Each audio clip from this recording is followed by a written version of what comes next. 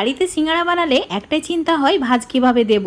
এই রেসিপিটা ফলো করে একবার এভাবে ট্রাই করে দেখতে পারো। যেমন ভাজ করা সহজ হবে, তেমনি মন চাইলেই সিঙ্গাড়া বানিয়ে ঝটপট খেতে পারবে। প্রথমেই কড়াইয়ে তেল গরম করে নিয়ে তাতে 5 ফোড়ন, হিং আর আদা কাঁচা লঙ্কা বাটা ভেজে নিয়েছি। তারপর জিরে, ধনে গুঁড়ো, হলুদ গুঁড়ো, লবণ আর অল্প একটু জল দিয়ে মশলাটা কষিয়ে নিয়েছি। এখন চিলি ফ্লেক্স, কাসুরি মেথি দিয়ে আলুটা ভালো করে কষিয়ে নিতে হবে। আর লো ফ্লেমে 5-6 মিনিট মতো রান্না করে নেওয়ার পর বিট নুন, চাট মশলা, অল্প চিনি দিয়ে ভালো করে মাখো করে নামিয়ে নিয়েছি।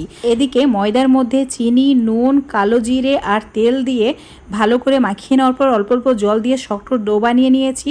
ডোটা ঠিক এইভাবে রুটির মতো বেলে কেটে নিতে হবে। তারপর প্রত্যেকটা অংশে আলুর পুরটা ভরে যেভাবে আমি ভাঁজ দিচ্ছি হুবহু ফলো করে সিঙ্গাড়াগুলো বানিয়ে নিতে হবে। 1 কাপ ময়দা দিয়ে প্রায় 40টি মতো সিঙ্গাড়া ইজিলি বানিয়ে নিতে পারবে। এখন সিঙ্গাড়াগুলো একদম চুলোর ফ্লেম মিডিয়ামে রেখে লালচে করে ভেজে নিতে হবে। এখন শুধু চাই 1 কাপ চা, তাহলেই সব সিঙ্গাড়া শেষ।